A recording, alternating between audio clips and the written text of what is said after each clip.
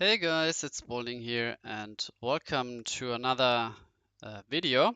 And this time I will be bringing you another Classic 05 tournament winning deck list.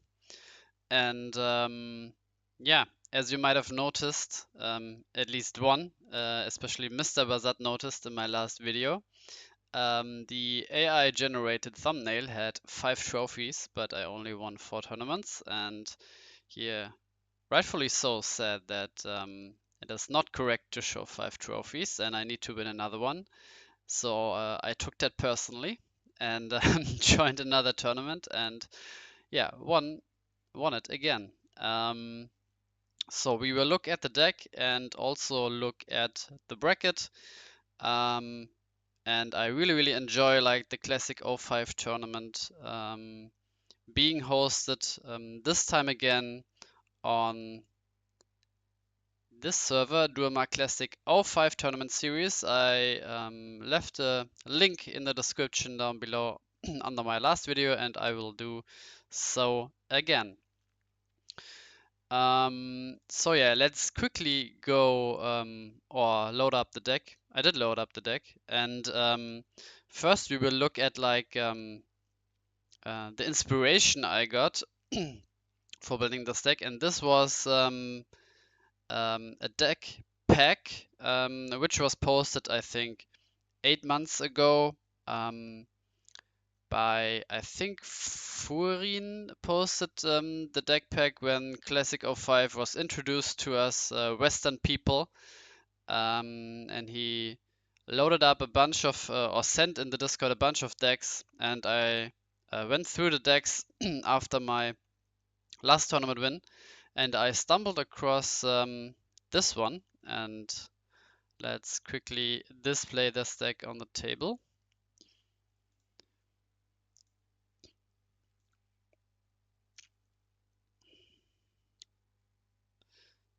So I stumbled across this deck here, and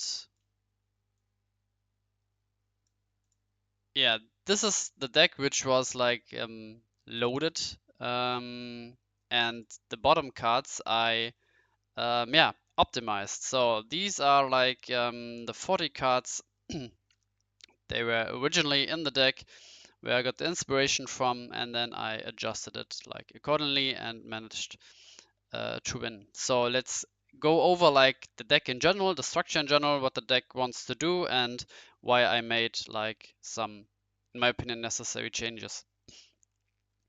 So first of all, this deck's game plan is to ramp, which you obviously see in like 4 Fairy Life, 4 Borazam Tribe, and also the Reap and Sow. And also tries like to stop like the opponent's like curve with like the Reap and Sow, also some mana crisis. So you definitely want to get ahead in mana, and what do you do with being up so high in the mana? You mana burn the opponent with Fortress, Fortress Shell, which is basically an Earth Dragon, which is an upside since you can evolve it into Uber Dragon Bedula. Further, like it's your finisher, another mana burn card. Bedula's Soul, you obviously like one of the strongest card. I think it's like the second strongest card, obviously after Bombazar in the whole format. Because there are so few cards that deal with cross gear. Once it's resolving, and it's basically staying in the battle zone forever. And yeah, then you want to get some card advantage with like Triple Brain, like Energy Stream on crack, basically, and draw one more card. And also card advantage in Velerica Dragon, which is also like yeah, a finisher. And as some of you might know, I'm known for like a tier 0 mid-range in TCG. I call it like Velerica Blue Turbo, which is basically ramp with blue, some card draws, some surfers in it, Sky Sword, and so on. and then you cycle a bunch of Veleuka, and then you finish the game with Berserker Zeal, for example. And that's why I like this deck. And I immediately had to add like another Veleuka Dragon, because only two, when your game plan is like to ramp with like 4 Fairy Life, 4 Brosam Tribe, 4 Weapon, so to 7 mana quickly, you want to further like gain card advantage. And playing out Bormelia's Steel Dragon is not something you want to do in this format. It's far too slow. You have to attack like 2 times to make it worth it. So yeah, it's basically not happening. It's a really hard, a huge commitment to put this guy on the board and then expect it to survive a turn, and you survive a turn, then attack with it, attack again. Yeah, it's just not happening. So immediately I took out like both Bormelia Steel Dragons and put in like one more Veleuka. And since this deck kind of struggles against aggro and rush, you obviously have to max out here on Aqua Surfer and Hell Scraper, like the two best shield triggers in the game in Classic 05. Then you want to make sure that one of them is in the shield zone, so we add like the one Emerald here. Also pretty good when the opponent is playing Pacurio, putting maybe your Bombazar, your Bajula Soul into your shield zone, and then you can pick it up with Emerald on a later turn. So yeah, really good card here in this sort of deck. Yeah, what was also or which card really overperformed or generally overperforms like in Classic 05 in general is Fairy Life, which is like one of the most underrated cards in the TCG, but here it's maybe also underrated because this card is like so good. It curves so well. Because usually we said in the TCG there are not that many like 4-drops that are worth ramping into. So like the Brosam Tribe Slash Charger obviously is better. And Slash Charger here is really great too, but we don't play Darkness. But here in this format there are so many good 4-drops.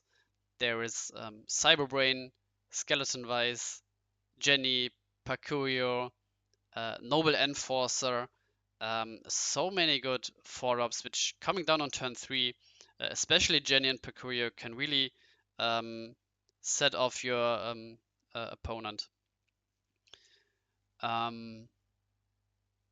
So yeah, speaking of Pacurio, I was wondering why there was no Pacurio on the deck, and immediately you want to add 4 of them.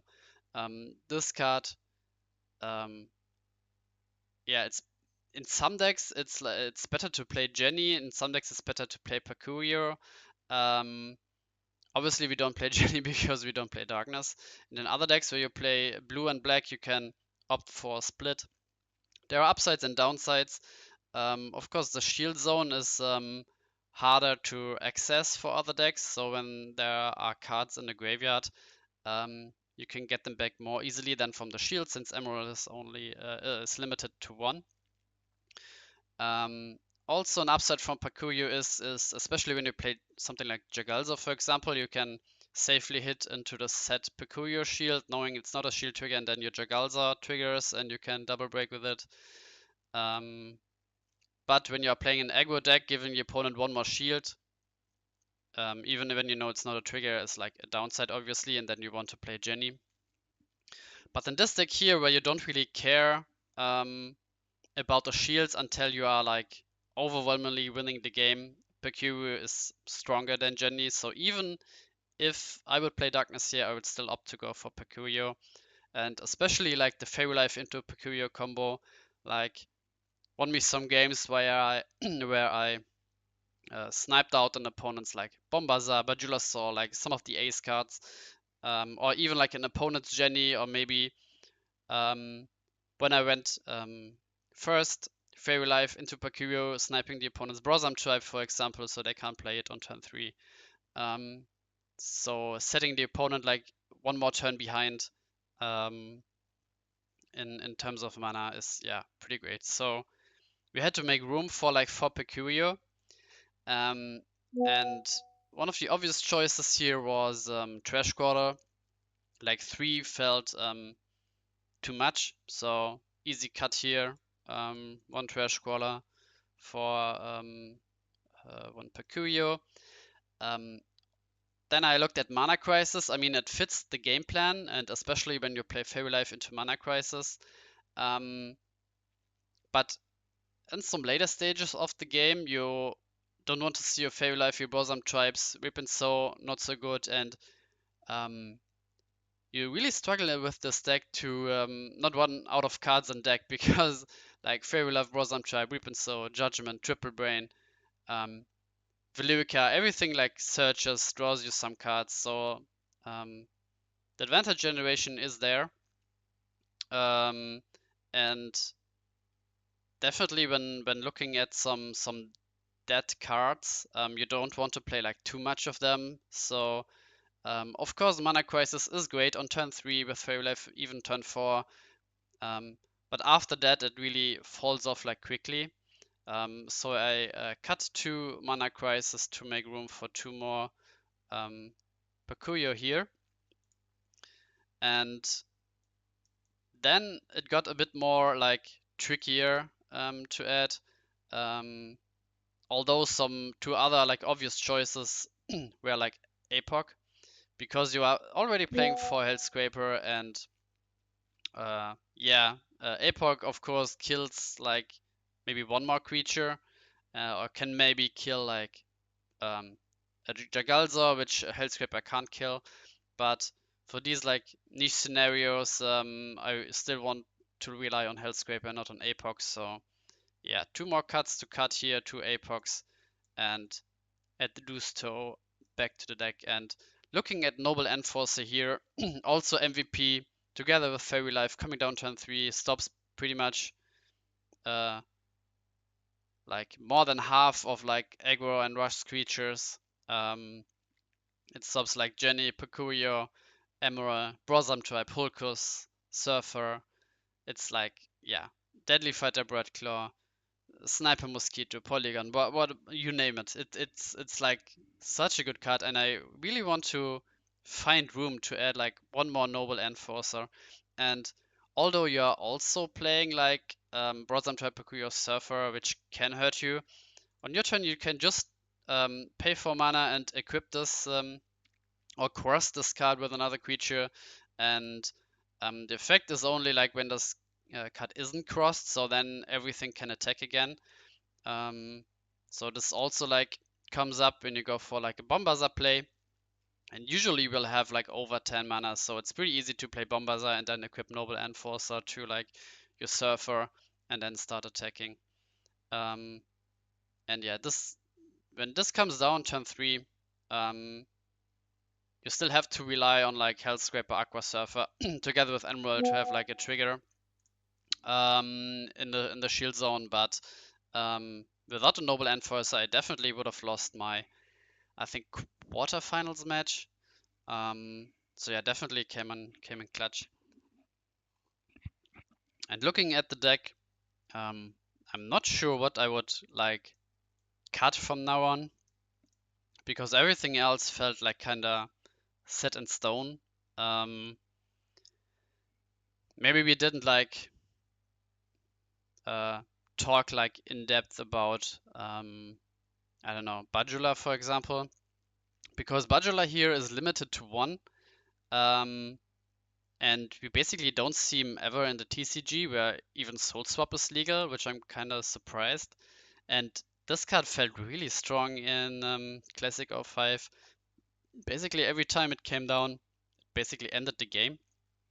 And usually you want to attack like an opponent's creature, so you don't fear into running into a shield trigger, but to get the 2 mana burn in, but it didn't really matter here. There were even some situations with like Valyrica where Valyrica, search Valyrica, the next Valyrica basically had the toolbox to search Bajula, Berzegzil, or Bombazar.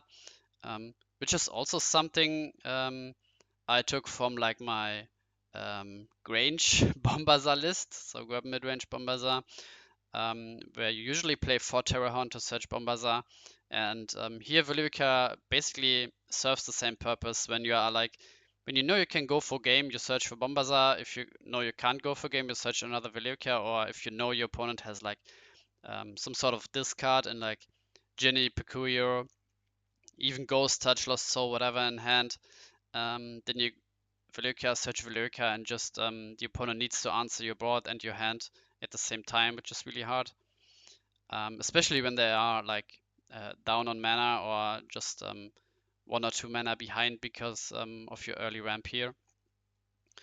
So oftentimes I would have like Veluca, search Veluca, and then I would had like Badula, Bazagazil, and Bomba in head, like one of the 3, and then the second Veluca search basically a missing piece, because obviously Bombazar comes down next turn, attacks, you untap, then you play Bazagazil as a follow-up, or Bombazar comes down, attack, you untap, you evolve it into Badula, break more shields. It's like pseudo speed attacker. You lose a double breaker for a triple breaker.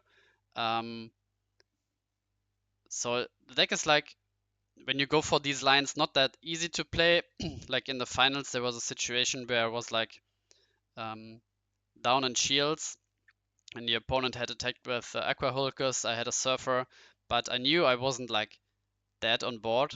So I didn't even decide to trade my Surfer for their Aqua Hulkus because I had Bombazar in hand, and or I played Veluca and searched, I think, Bazagazil, and I had Bombazar in hand. So I valued the one attacker, which can basically break 2 shields with Bombazar more than just like trading, and I was like pretty fine to go down to 0 shields because I knew the turn, the next time I get to untap my cards, the turn or the game was over.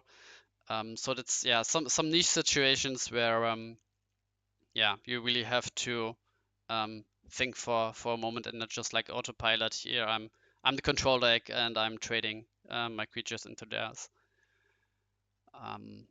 Maybe one card which also overperformed was like Trash Crawler. I had a list where I only had like 1 Trash Crawler, but you still need some blockers when you like stabilize on like 1 or 0 shields. You still have to have like yeah, a blocker that can block an opponent's speed attacker. And usually when you burn their mana, they can't play something like Volcanic Arrows together with a speed attacker.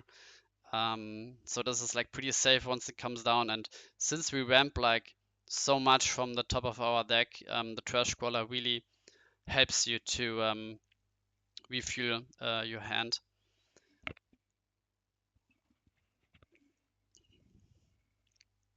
So yeah, really strong deck. I tested it against yeah, my other decks I have for this format, and it was basically never like losing hard. There was some, and this is what I like about this format. It doesn't feel like the decks don't have like any chances against like the best decks in the format. It's, basically when you compare it to the TCG, there are a lot of like tier 2 decks which are viable, and I would call this also a tier 2 deck in my opinion. And when you get like your curve with like Fairy Life into like Peculiar, for example, you have so much time to draw into your high-end stuff, since your opponent is struggling to keep up when their best cards are in their shields, and maybe they don't, or they just rely like on their one of Bombazar and their one of Badula's Soul. You rip them out of the hand, and then yeah, it gets hard for them to finish the game. And speaking of Badula's Soul, I lost one game where the opponent basically played turn 4, turn 5 Badula's Soul, couldn't do anything. So I definitely want to include something in the future that can destroy a cross gear. You could argue that when you play Fairy Life into Pecurio, you will always have it to answer like the opponent's Bajula's Soul in hand, but if they top deck it and play it out, it gets like hard to win. Basically, for any control deck, it gets really hard to win once the Bajula Soul is on the opponent's field, because you have to answer basically every creature the opponent is playing. Yeah, and I think there are 4 mana fire cards that are destroying Cross Gears. Of course, I don't play light with like the Martial Law Shield Trigger thing, only 2 mana, which is like the best Cross Gear answer in the format. But I think I would include something like that. But again, I won't include like a Noble Enforcer and also something that deals with Bajula's Soul, but maybe as I said, I don't really find the room. I don't see anything which can be like cut out from here. Maybe like cut the 1 Emerald again. But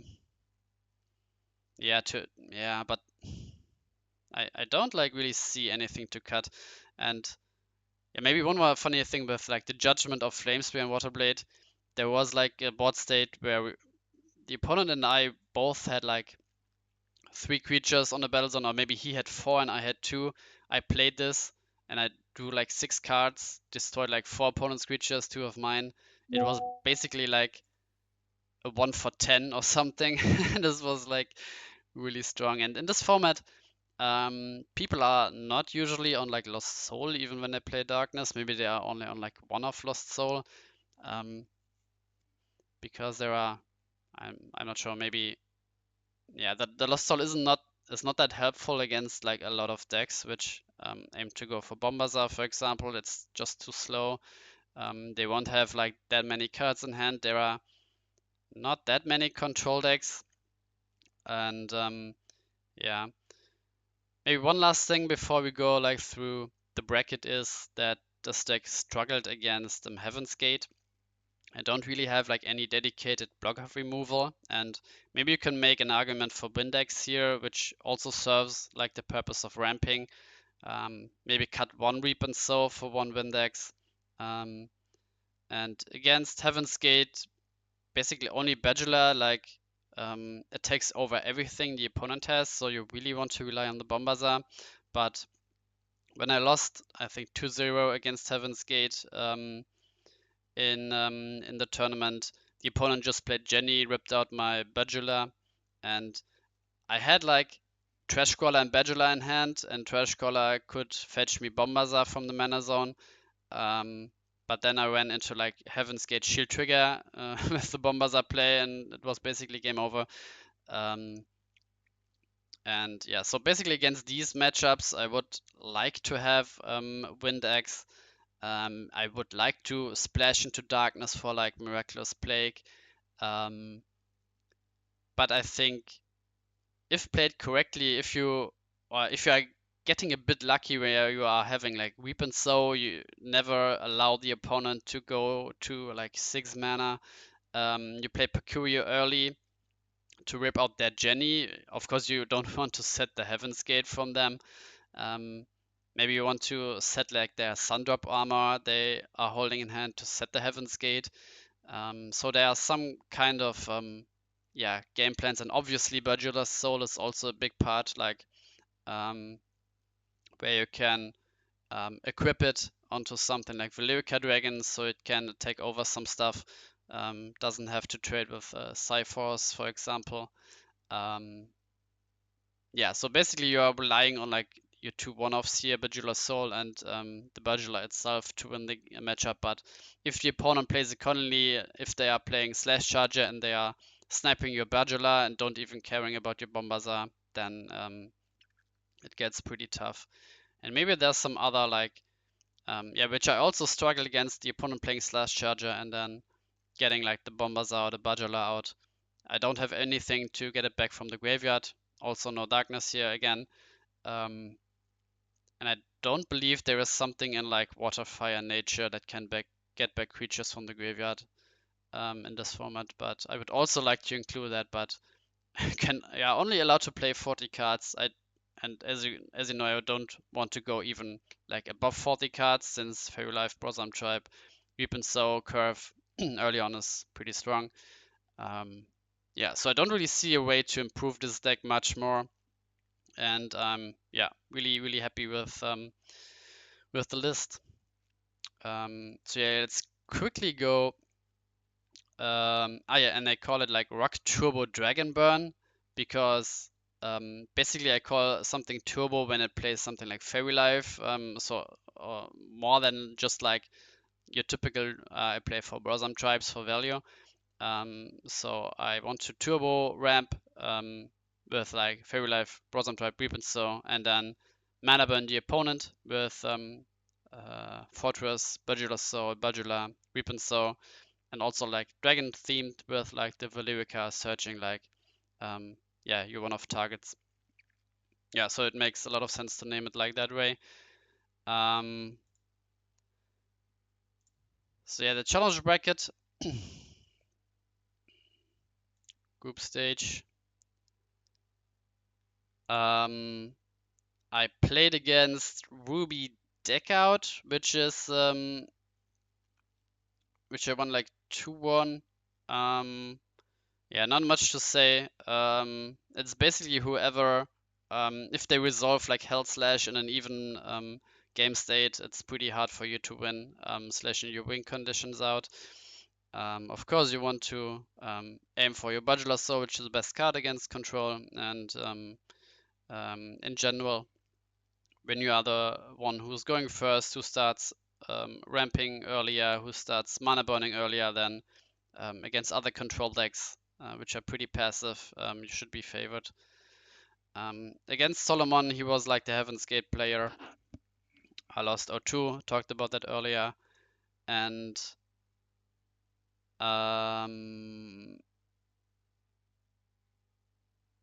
where was... And Shabam, I don't even remembering what he was playing. Maybe some Rub control. I don't know, not sure. So yeah, final stage. I played against Xboom, who was on Darkness Fire Rush. Pretty also interesting deck from him. And their Noble Enforcer came in clutch, also like Hellscraper. Yeah, you have to rely on your shield triggers. That's why also the one of Emerald is there. Yeah, 40 cards, 8 most impactful shield triggers, but also the Fairy Life came in clutch here because he broke into Fairy Life early on turn 2, and then it allowed me to play the Noble Enforcer on turn 3. I didn't have it in hand, which was also like stopping, I think, 2 of his 3 creatures on board, and then they only had to deal 1, and then 1 Aqua Surfer basically bounced it, and then from there on, yeah, just play out some blockers, draw into Hellscraper, and basically kill yeah, the cards which were above 2k, because Noble Enforcer dealt with the rest, and then it was like pretty easy going from there. Against Ali, he played Phorbus Control, which again, as a control deck, also felt really, really good. Felt not easy, but yeah, favorable. And then against Garabon, who was also on like Guap Bombazar, Grange Bombazar. Yeah, 2-0. Game 1 was really close. Where I finished with Badula, and then game 2 was not close. Where he even had like on my Bombazar play, Bombazar turn had like 2 Aqua Surfers, but Bombazar is just so strong of a card that 2 Aqua Surfers didn't matter. I had like attackers for days. Even if he had like a third Aqua Surfer in his last 2 shields, it wouldn't have been enough. So that's how strong Bombazar is, and we even like argued after that, like Bombazar is so like format warping still here in Classic 05, and I kind of get why Japanese players are not like completely banning the Bombazar, because it's such an iconic card and they love to have a format where they can play him. So that's why I understand why he is like at 1, like super restricted, but I think when he's gone out of the format, it becomes a bit more stable. Like, not sure how to say it, because you can be ahead in the game state, opponent just blame Bombazar if you are unlucky not having like, or if you are lucky and have a shield trigger, you win. If you are unlucky, don't have a shield trigger, you lose. Although you were in a winning game stake before, it's kind of sad. But also having Bombazar in here makes deck building really relevant because you have to have some answers, like in Slash Charger, for example. In like Jenny, in like Pakui, you also have some counters against the counters, so you have to have like Emerald to get it back from the shield zone when it gets set there with Pakuyo. You have to have some graveyard retrieval like Moros, for example, to get it when it gets slashed. So really a lot of like the duel is played in the deck building, which is something that favors me.